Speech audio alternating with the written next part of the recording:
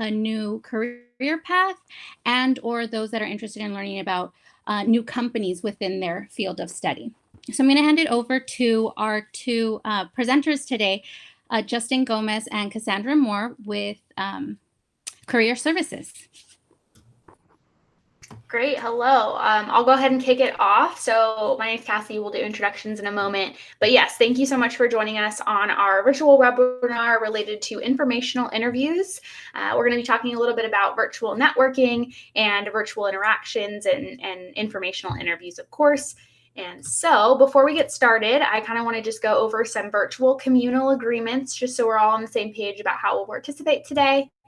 The first thing is, I can see most of you have already done this, but be sure to mute your microphone throughout the duration of the webinar today. Second, you're welcome to turn your closed captionings on. So if you just scroll down to the bottom of this Google Meets meeting room, there's an option that say turn on closed captioning. This will allow you to pick up any of the words that our presenters today are saying, even if the connection maybe isn't as strong. You may keep your video on or off, but the presenters today will be audio only, just to make sure that the focus is on the content today. You would want to ask your questions via the chat function so that everyone can see them. And so instead of unmuting your microphone and saying that question verbally, we just ask that you drop it in the chat box so everyone can see them, and we'll address them accordingly, whether it's during the presentation in real time or at the end during Q&A. Last but not least, you may have noticed I clicked the record button. So we are recording this presentation, sharing it on the UNLV Career Services website, actually our YouTube channel, and then also sharing it with the graduate college so they can post it and distribute it accordingly. So without further ado, I'm going to go ahead and introduce your hosts and career coaches today. Before Justin takes the reins, I'm going to go ahead and introduce myself. So my name is Cassie. I am a career coach in the UNLV Career Services office. My Twitter handle and Justin's Twitter handle are up on the screen right now in case you want to follow us. Those are our academic Twitter accounts. I'm really excited for today's workshop. Justin, do you want to introduce yourself? Yes. Hi, everyone. My name is Justin Gomez, and I am the Assistant Director of Career and Professional Development in Career Services. And just like Cassie, I'm also a career coach, and my Twitter handle is also there. I recommend that you reach out to me and connect with me on Twitter.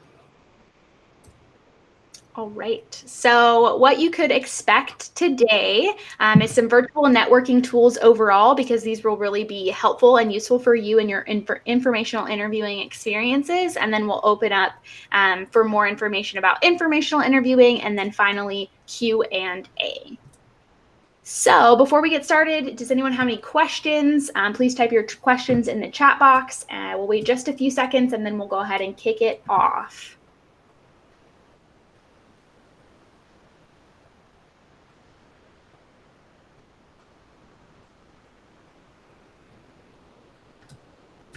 And right. I was going to say something. Go for it. Another way to think about what Cassie just asked in regards to the question, like what brings you here today? Like what are you hoping most to get out of today's workshop?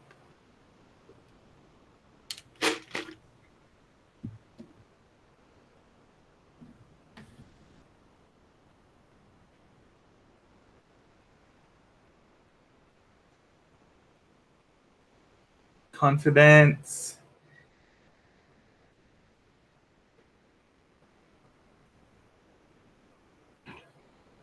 Better communication.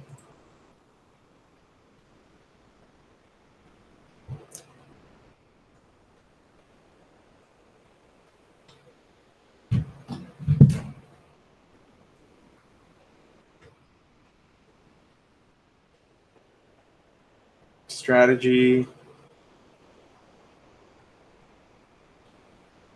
Okay, somebody wants to improve how they are being interviewed, so being the interviewee. Okay, awesome. So hopefully we'll be able to cover all of this in today's session. I think particularly in terms of the confidence and the communication and in the strategy, one of the first things is about learning how to use virtual networking tools, particularly in the era of COVID-19. This has become I don't want to say the new normal, but the new way for people to be able to kind of stay in touch. I mean, virtual networking has always been present. I think it's just even more imperative now for people to be using them. So Cass, would you mind advancing the slide? Yeah. So one of the first tools that I want to talk to you about when it comes to virtual networking and doing informational interviews is actually called Calendly. And Calendly is a personal scheduling tool that you can use, and it makes it super easy for you to be able to schedule a meeting with somebody, particularly when you are trying to conduct an informational interview. Most times the person that you are trying to reach or the person that you want to meet might be very busy. And so you want to make sure that you reduce the number of back and forth emails that need to happen. What you can do with Calendly is when you even send your invitation or meeting request email, you can actually include a link for Calendly. So I actually use Calendly, and I can, Cass, is it okay if I share my screen? Yeah, go for it. Okay. So,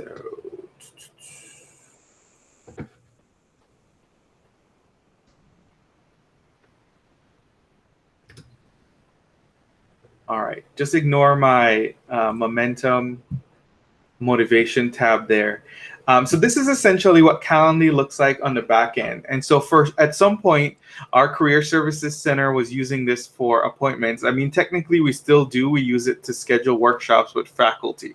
But on a more personal level, Calendly allows you to create a free account. We in Career Services, we have premium accounts. You can also sign up for one. It's about $8 a month. But for most people, having a free account will allow you to have one meeting type, and it would look something like this. It allows you to be able to set up and connect with your either Outlook calendar, Apple Calendar, Google Calendar, whatever calendaring system or tool you use. And it allows you to be able to set up different types of meetings. For example, right now we're using Google Meet, but this also integrates with if you wanted, you could add other types of meeting platforms, Google Meet, Zoom, GoToMeeting, or sometimes you can even let the person who you're inviting, if you don't have access to these types of video conferencing software, you can have them do it. But nowadays, Google Meet is accessible if you have a Gmail account or even with your Rebel Mail account. Most people have access to it. And I think for regular users, you can even meet with up to 100 people, I think, at a time if you wanted to. But essentially, the way that this works is you send this link to people, and what they'll be able to see is a list of days and times when you are available, and they're able to set up that meeting with you. So I think that, in terms of being more efficient and being more effective, particularly if you're meeting with somebody who's in another country, or even in the US in another state and in a different time zone, Calendly can really, one, help to reduce the back and forth, so you're not sort of wasting each other's time and trying to find a great meeting time. But it also integrates with your calendar, and it automatically will set up that virtual conference for you, whether it's going to be over Google Meet or Zoom or GoToMeeting, whichever of those platforms you want to use. And it'll give them the option to automatically be able to join via the web or also set up a phone call. So yeah, Cass, you can go ahead and share your screen again. But essentially, Calendly is a really great tool that can help make your life and the life of the person that you are trying to meet with much easier. All right, next slide.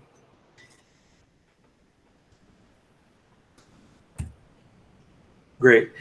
So I'm not going to go into all of these today, but another tool that you want to have or be able to use and navigate is actually the web conferencing tools. So as people who are affiliated with UNLV, either as staff or as students, you have access to the full Google Core Suite, which includes Google Meet or Hangouts. And so that's a terrific tool that you can use. It's one that we are using today. As you can see, you can share slides, you can have audio, you can record. It even has a really, really great closed captioning tool. Particularly, you never know, sometimes when you're doing informational interview, the person who's on the other end, English might not be their first language. I've done informational interviews with people who are deaf or hard of hearing, and so there's all of these little different communication tools that could come in very handy to help you. So picking a really good web conferencing tool can help you solve other issues, or be able to address other needs that you might have. But other web conferencing tools that companies or professionals use are Skype for Business, particularly if they are a company. At UNLV, we use the Google Core Suite, but other companies use Office 365. That's probably where you'll see Skype for Business, although a lot of companies who are using Microsoft Office have now transitioned over to Teams. So you might be hearing about Microsoft Teams. At UNLV, we also use Cisco WebEx, which is another platform that a lot of governmental organizations use, I guess, to have more secure calls, not that other companies aren't secure. If you're working with small businesses or sometimes freelancers, depending on who you're meeting, they might just use FaceTime, which you can use via your iPad, your phone, or any type of Apple device. There's also Zoom that you can sign up for a free account. And you are able to use. Obviously, it doesn't have all the features of like a premium or an enterprise business account, but you can definitely use Zoom.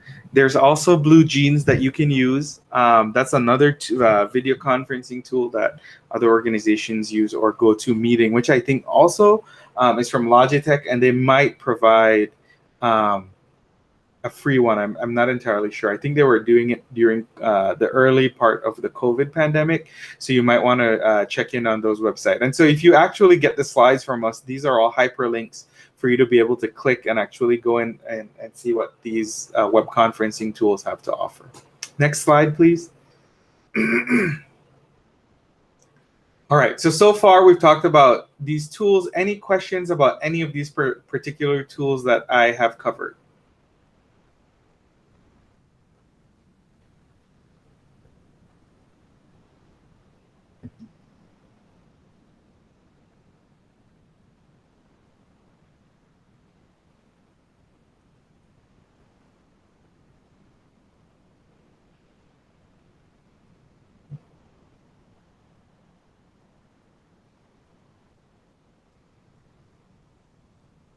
Justin, and if students think of questions after, is it okay if they email you or Cassie?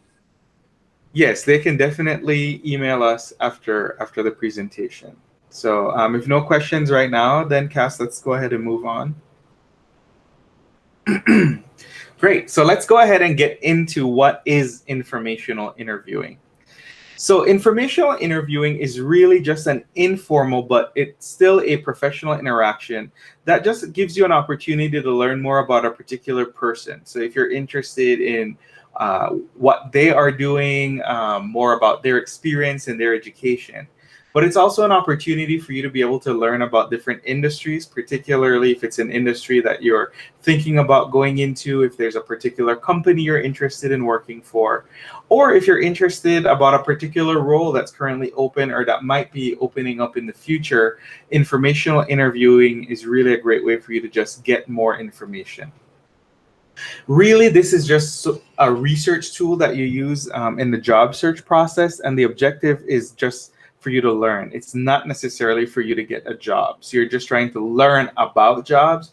It's not necessarily that you're setting up this, even though it has the word interviewing in it. It's not really about getting a job.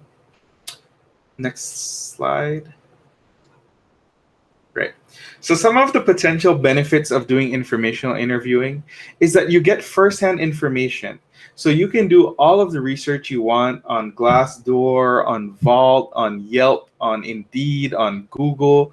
You can do as much of that that you want, but unless you have firsthand information from speaking to somebody that comes up, that's actually working at a company or doing a particular job, you might not always have the best or information. This is not to say that the information that's online isn't good, but sometimes if you want more information in order to make a decision about a potential career choice or a potential role, you might have to just speak to somebody at that company, because even us as career coaches, sometimes we don't have all of that information to be able to provide to you. And we will at times recommend that you go ahead and conduct an informational interview to find out what you need to.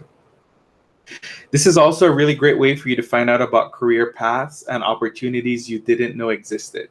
So I'm going to ask a question here. How many job titles do you think exist in the world today? Or other question is, how many job titles are you familiar with? So somebody said there's an infinite amount of job titles. Anybody else want to take a guess about how many job titles exist out there in the world?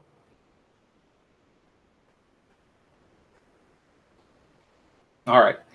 Hearing none, I'll give a drum roll and what the actual number is. So at any given time in the US, there's a rotating amount of job titles in the range of about 30,000 job titles.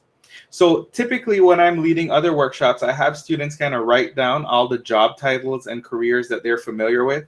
And most people, most of us can only come up with about 10 career paths that we are very knowledgeable about or know how to get to. But if there are about 30,000 job titles out there or opportunities that exist, you can see that only knowing 10 of them limits you to how much opportunities you could actually pursue. So what informational interviewing does is it allows you to expand and develop more of a knowledge base around career paths and opportunities beyond what you currently know. How can you learn more about these 30,000 job titles that exist currently in the US? And that's mostly in the US, that's not worldwide. It also allows you to get tips and insider knowledge about how to break in. And sometimes informational interviewing can definitely be used for a job, but they can also be used for grad school. So on a more personal note, when I was considering UNLV for graduate school, before I even applied for a job here, I met with a professor who was in the program that I was interested in and kind of got some information about what it was like to be a graduate student here, what was the kind of mentoring things that they had in place, why would somebody want to be a grad student here, and then also learn about the different research projects that they had going on. Those were things that if I went on the UNLV website for that PhD program, I would not have been able to find. Not because they didn't put it out there, but because the information that they put out there is for a more general audience and I had more specific questions. Beyond that, it's always great for you to be able to find out what it's like to work for a company or organization. So this is something that I wish I had done. In my previous job, I was working at Cal Poly, and I did not know anything about Cal Poly before I went to work there. I'm spending 4.5 years of my career there, but I think that, and I had a pretty good time there. But I think that was one of those companies that I wish that I had done an informational interview before I actually went and worked for the company. I would have gotten to learn more about the organizational culture and to kind of find out more about, you know, what the benefits were for going to work for that particular company. Beyond the informational interview, I'll expand work and build a professional relationship. In today's diverse multicultural world, it's very important for us to be able to have diverse networks and for us to be able to have professional relationships, particularly as things have gone more online, more virtual with people working from home, or as I like to call it, living at work. I think it's more important for you to be able to have people that you can reach out to and kind of talk to. And that might be able to help you if you're trying to find a job or go back to grad school or going back to school to kind of reskill or retool. I think having other people in your network can be very, very beneficial. All right, next slide, Cass. All right, so some of the steps, and actually too, we're going to be providing you all with a handout. But some of the steps that you can take is really the kind of research career fields. I don't know if you all know about Vault, but it's a really powerful tool when it comes to researching career fields. And everybody who's affiliated with UNLV, whether you're a student or on the faculty side, you can actually access this through the UNLV library. You get access, you just log in with your ACE account, search up the Vault guide, and you can actually find it for free. I mean, if you just go in typically to try to use Vault, you would have to pay for it. So I'm not sure if you all are familiar with the library career guide, but that's where you can find it. I will actually provide the link here for you to be able to access that.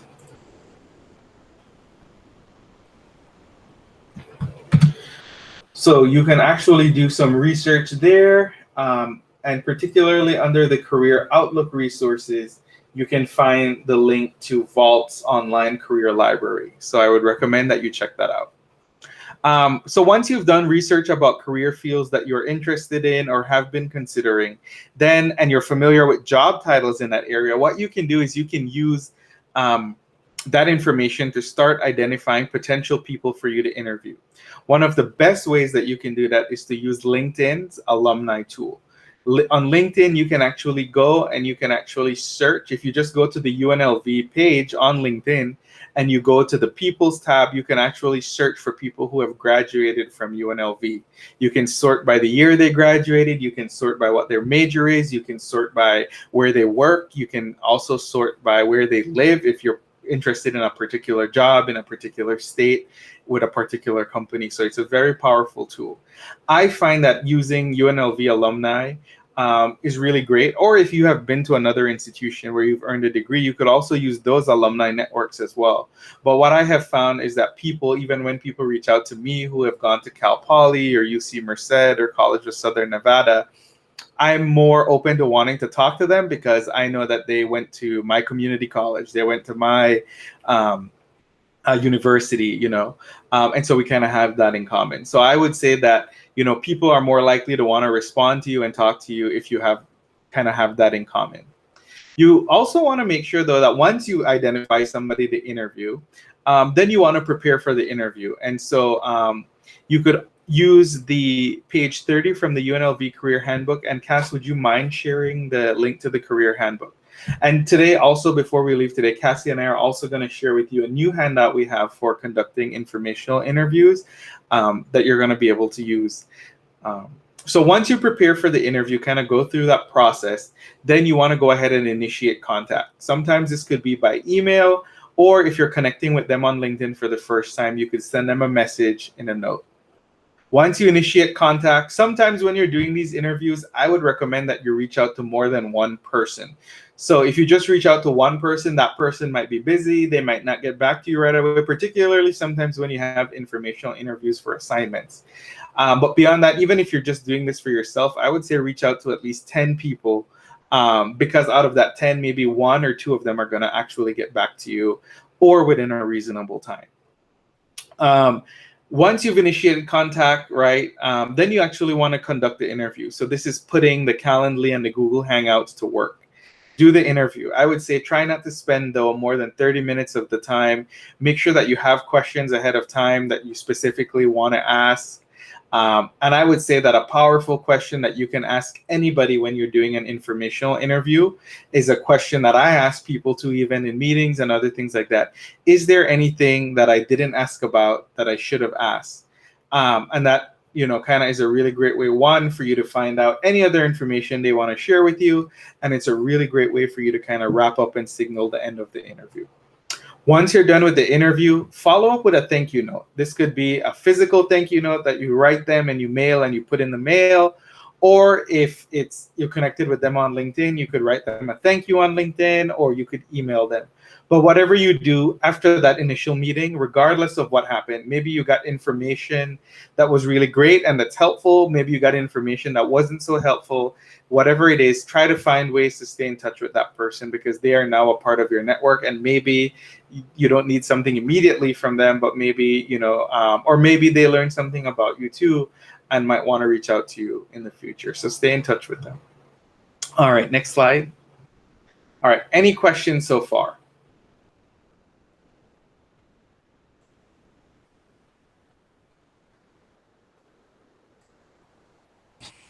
Justin, I have a question that was sent to me. So you mentioned reaching out to about 10 people. Mm-hmm. Should they be individual emails or should they be copied so that they're aware that you reached out to more than one person? No, they should always receive an individual email. Yeah, so don't BCC or don't CC all the people that you're planning on interviewing on the same email. Write them a personal email. And your email does not need to be long. It needs to be at least 3 to 5 sentences. So just err on the side of caution. And by caution, I don't mean that you need to be worried. I say that to say that just value whoever it is that your messaging, value their time, and know that you don't want to send them a whole paragraph or a whole essay about what it is that you want to find out. Just send them 3 to 5 sentences that say, here's who I am, here's why I'm reaching out to you. Would you be interested in talking more? You can actually use the word informational interview when you reach out to them. You could just say, hey, I wanted to get some more information for you about the company or the role. Would you mind spending a few minutes chatting with me, right?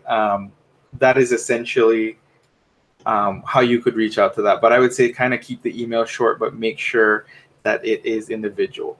So I'm going to share with you here a PDF handout that Cassie has created about informational interview, and it kind of goes over some of the steps that we have today. So it is on our Google Drive, but you can download it, print it, you can add it to your own Google Drive or share it with anybody else. But it kind of goes over the steps today that we kind of talked about. So I saw we got a question like, what are other questions you recommend we ask in an interview? Well, that's a little bit challenging because you might be doing this informational interview for different reasons. It might be for going to graduate school. It might be for getting a job. It might be for learning about a particular job or industry, right? So this kind of goes into doing that research and preparing ahead of time. Is really, again, be very inquisitive about what the person does, be very intentional. Cass, I don't know if you have any thoughts on specific questions that you recommend that people ask in an interview. I always give my advice based on the reason for the informational interview, right? A lot of people go into an informational interview for sort of 2 major reasons. One, they're looking for employment. And so you might gear your questions a little more towards like a future at their company or like how they sort of got started in the field. What recommendations do they have for job search? But if you're utilizing the informational interview for career information, right, and gathering more information about the industry, you would ask questions like, what's your favorite part about the industry? What's your least favorite part? What has been your challenge so far? What kind of skills do you need for this field? So I think it depends on like the specific reason why they've initiated the informational interview. But that's what I would think about is like, what's your purpose? What are some of the things that you want to accomplish in this informational interview experience? And then kind of brainstorm some questions based on that goal, right? And what you want to understand.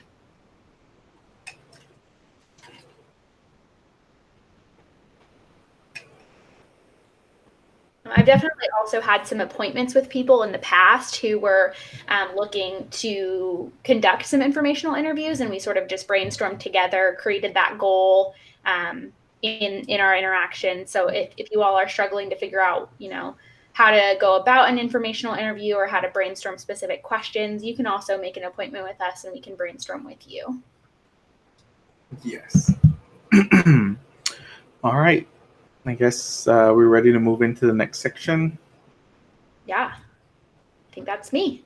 Yep. Okay. So Justin, you can go ahead and take a moment, right? Breathe, take a sip of water, all that good stuff. And I'll go ahead and take over from here. So Justin has shared some really great information, specifics, right? And how to go about the informational interview process. And I'm going to sort of wrap up today with just some overall recommendations for success. And so the first one is, right, don't be afraid to ask. Generally speaking, when you ask for an informational interview, most professionals tend to be more flattered to accommodate this request rather than be, upset that you asked them or, feel like it's going to be a waste of time. Often these individuals are flattered to accommodate. So don't be afraid to put yourself out there and ask. Secondly, don't look at it like a cold call, right? A few minutes ago, we got the question of like, should you CC or BCC people, send the same email, right? You actually want to make this interaction or this request very personal and less like a cold call, because really you're just looking at yourself as like a reporter looking to call an expert, right? And that's who you're reaching out to for research, right? Research about how to dive into this industry, research about the career or the job that they have. And so try to definitely approach it as less of a cold call and less of something that you're doing on a large scale, and try to make it a little more personal. Secondly, tip number 2 is to do your research. Right? The most frustrating part about meeting with somebody is when they're underprepared. And this goes for anything.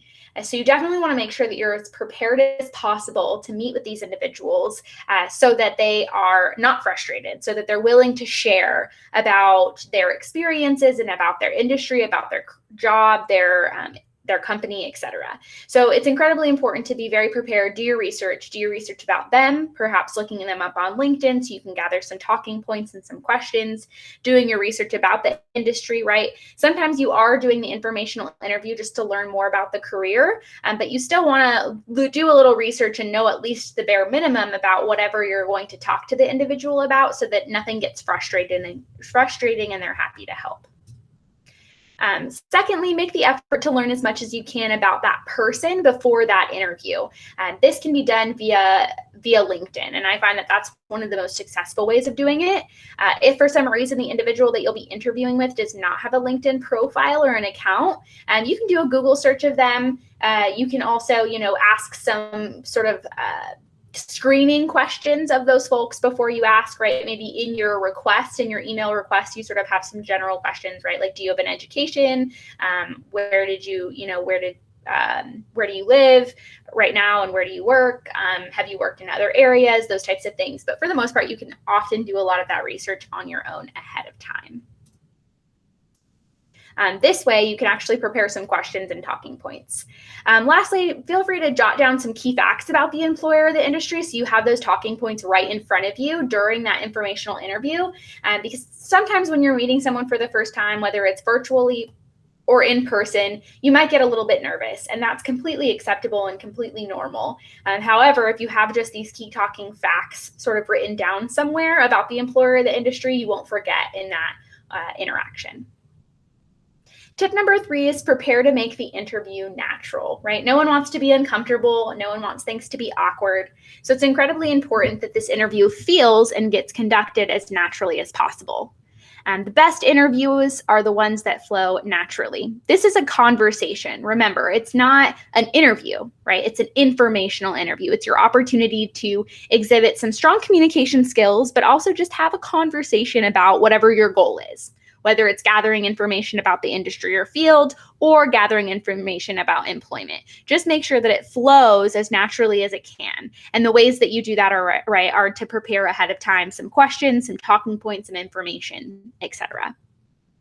Another way to do this is to come up with a list of questions that you can organically insert into the conversation. So for example, how to come up with organic questions.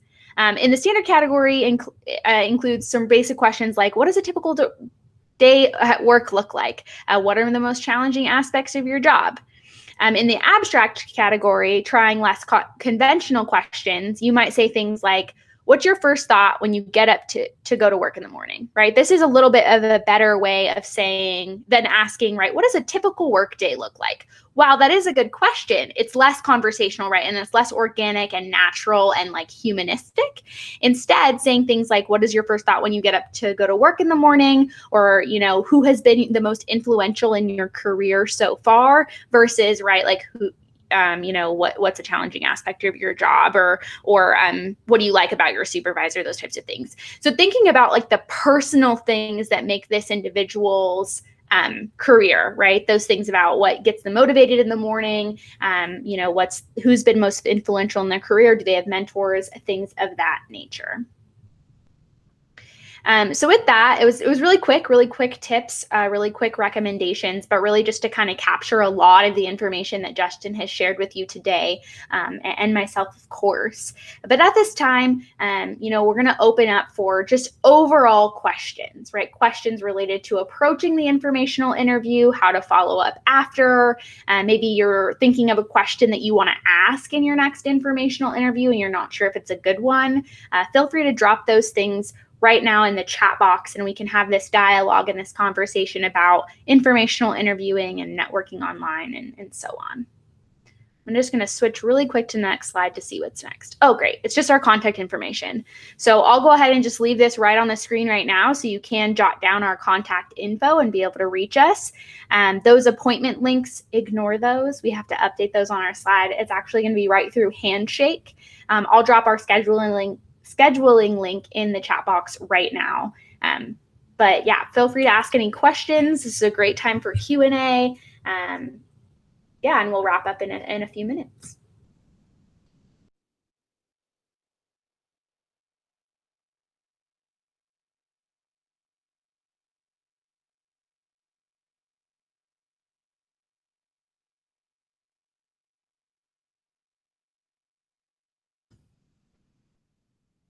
All right, so it looks So, like we got, yeah, a few questions. I'll go ahead and read the questions, and Justin, you and I can tackle them together.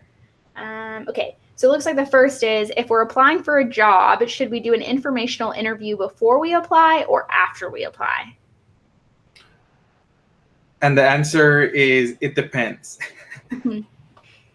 So, I would say it depends on who you're planning on interviewing. If you are going to be interviewing somebody who is going to be directly a part of the search process, then you would want to do your informational interview with them ahead of time before you apply.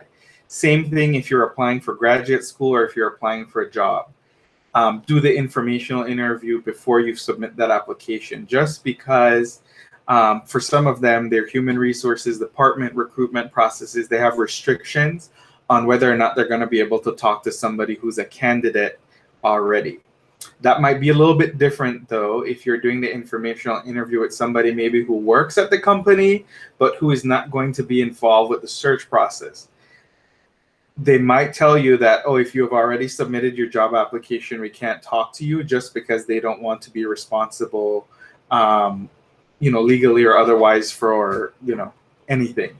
So I think sometimes the safest way to go about it is to just do it before you've submitted the job application. But let's say maybe you weren't able to, you can always ask, and it's up to them to decline and say whether or not they're not able to interview with you. So sometimes it's not always up to you. It's up to them, because different companies, different organizations have different policies.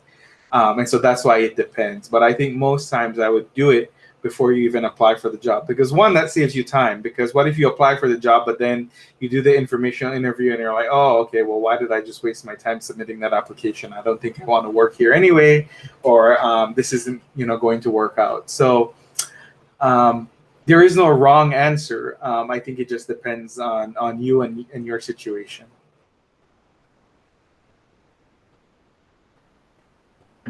I echo, sort of that answer. We have quite a few questions kind of popping in. So, oh, Cass, I'm not seeing those. Sorry. No, you're good. You're good. We have a lot of questions though. So, what is something you wish you would have known before starting your current position at this company? An appropriate question. And I can take the answer. Yes. I think that's a great question, especially if you're trying to learn more about, their advice and gather some of that sort of information. I think that's a really great question. So certainly use something like that. Another question we got is, when gathering information about who we're interviewing, should we do this through messaging or email them, or mainly through viewing their work or LinkedIn? I'll also take this answer really quickly. So in terms of you're gathering information about the interviewee, or like whoever you'll be interviewing for the informational interview, I definitely encourage you to try to do that research independently, right, through their work or LinkedIn information, websites, researching online, those types of things. Because really, right, you don't want to ask them a ton of questions via email or messaging ahead of time, because then the informational interview tends to be a little bit less personal, because you've already asked a ton of questions beforehand. So yeah, you can ask a few things via email, especially if you can't find anything about them online, but I would definitely encourage some online research independently before asking them any questions through message. Would you echo that, Justin? Yes, and I think, we're in the graduate college, and so I'm thinking, I don't know, are you going to be interviewing people who do research? Most times professors, if that's who you're going to be interviewing, they have their CV online, they have a personal website where they're talking about their research, or maybe they got a grant and they're running a program and they have a website for that. So sometimes you could actually find out a lot. If it's people whose even outside of academia who's doing kind of research in that area. Google Scholar is always a great place to start to kind of see what kinds of things they're publishing and they're doing. Most people, not everyone though, but some people will have a LinkedIn profile, and you can also see, I've seen a lot of academics on Twitter. And I kind of also use that as a way to get information. You'll be able to see things that they're talking about and tweeting about. So all of that could be valuable information that might give you information about them and what they're doing. All right. Another question is, what resources should I use to let potential candidates know that I'm open to informational interviews? So I think this relates to being an employer or being a professional. I would say, at least in my opinion, advertising that type of thing on like your LinkedIn profile, maybe in your about or your bio section, open to informational interview or interviews, say, willing to be a resource for those diving into my career or my industry. Please reach out if you have questions or would like to schedule an informational interview. Sort of advertise that outwardly on your about and your bio sections. That way people will know that you're willing and happy to help. You can also like post about it on your LinkedIn profile and things like that. At least that would be my suggestion. Justin, recommendation. Or if you know that students follow you on Twitter, you can also put it there. LinkedIn actually gives you the option of saying you can reach out to me, and it gives you like 3 reasons that people can reach out to you. One of them is to meet for coffee. And so I know in a typical environment, we'd be able to take people out to coffee to do an informational interview if they're local. But you could also ask to do like a hangout on Hangouts or a coffee chat over Hangouts. You have to bring your own coffee and they have to bring theirs. But yeah, on LinkedIn, you can also post it like in your About Me section, like reach out to me for, I don't know what I have on mine. I think I probably have mine for like consulting. I don't know if I have any. I think I have mine for coffee. I got to go check what I have on my LinkedIn profile. That's a good question. But yeah, that's how I would say you could do it, is just kind of really putting it out there. If you have a personal website for yourself, that's another place where you can include that information.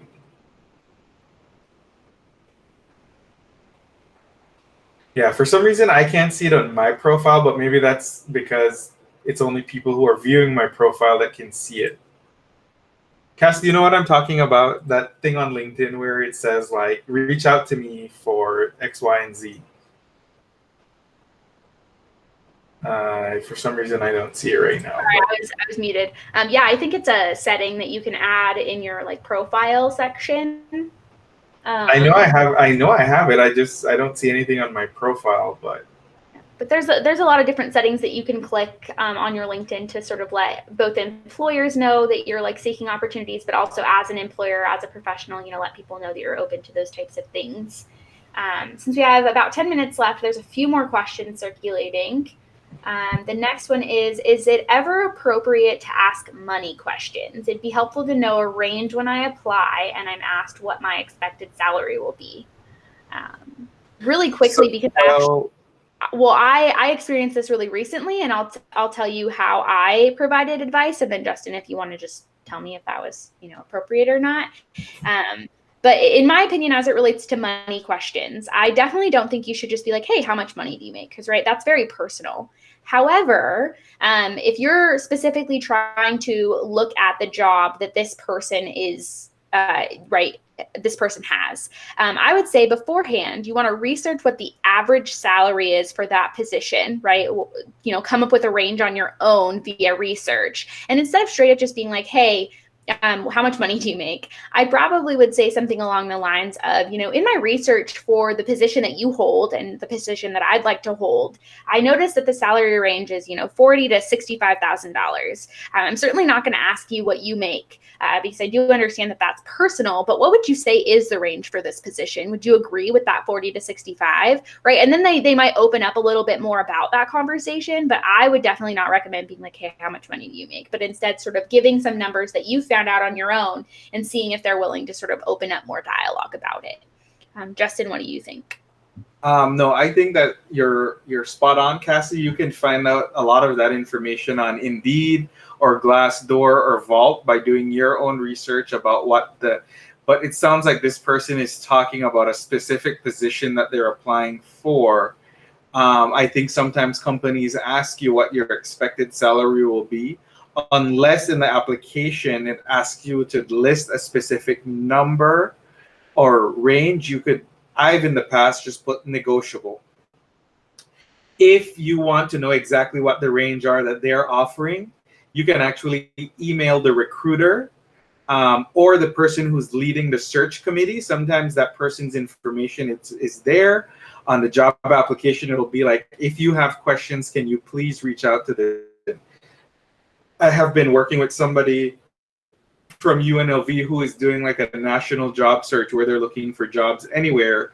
And in that case, there's plenty of jobs out there that don't list salary range. It just says like salary will be contingent on experience. Well, they can say that, but before you go and invest 10 hours putting together your job application, I would say reach out to them and say, hey, what is the expected salary range? Even if they don't publish it, they have one.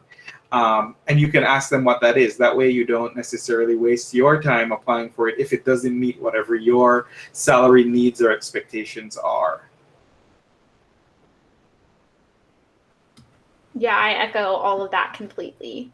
And I would say that the advice that I gave this person recently was to make a budget for yourself, to know exactly what the salary is that you need to take care of yourself and be comfortable, or what the least amount of money is that you would want for that job, to do that job. So that way you at least know that whatever they offer, whatever, that you have set yourself up for success in a way. Obviously, unless it's a job where you think you can get $100,000, because the person that I was working with, they actually ended up getting way more than what they put their minimum was in their range. So even after they make you, so let me see how I could give you the example. Okay, so there was no salary range listed before. They went and asked, hey, what is the range for this position? So they said, okay, the range for this position is between $4,600 a month to $5,600 a month, right? So that's like $1,000 range of how much they were paying for this particular job. They actually got a job, so they put their salary range within the $4,600 to $5,600 range. They actually got an offer for $4,800 a month, which was $200 above what the minimum was for that job, based on what the company shared. They negotiated and ended up getting $5,200 a month. So it doesn't matter at the end of the day, unless they tell you, which I have been in that situation before, where they came and said, okay, this is the salary that we can pay. That is not negotiable. That is all we can offer. Then, well, if salary isn't negotiable, and then this is my whole salary and negotiation workshop, essentially I'm giving to you here. But then you negotiate for other things that you might want in your job. Maybe it's you want a flexible schedule.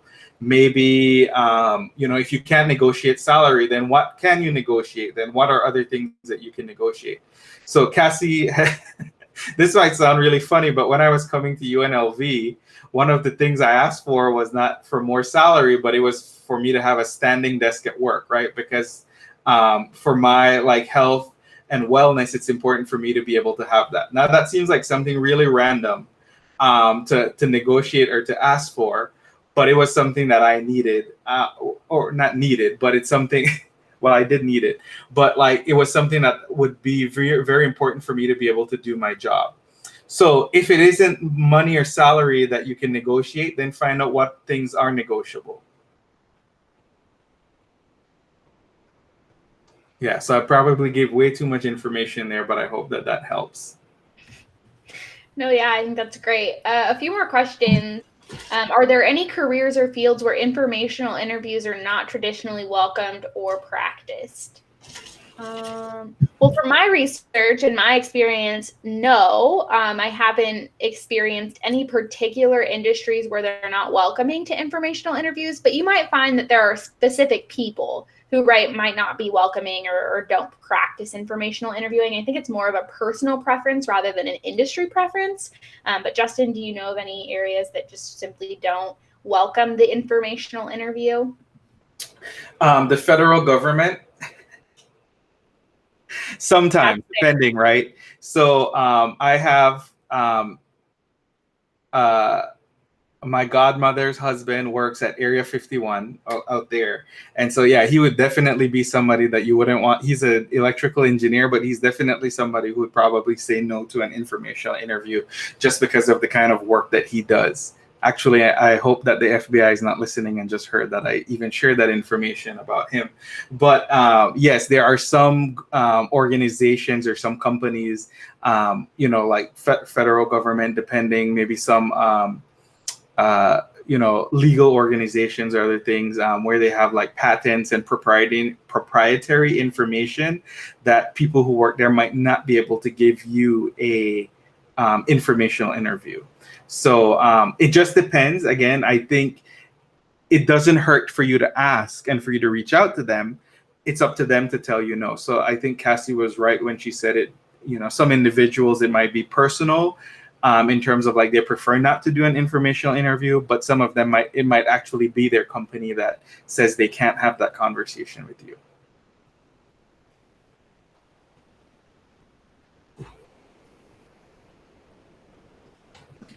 All right. And we just got some thank yous from there. So at this time, with 2 minutes remaining, I'm going to go ahead and stop the recording. And of course, thank you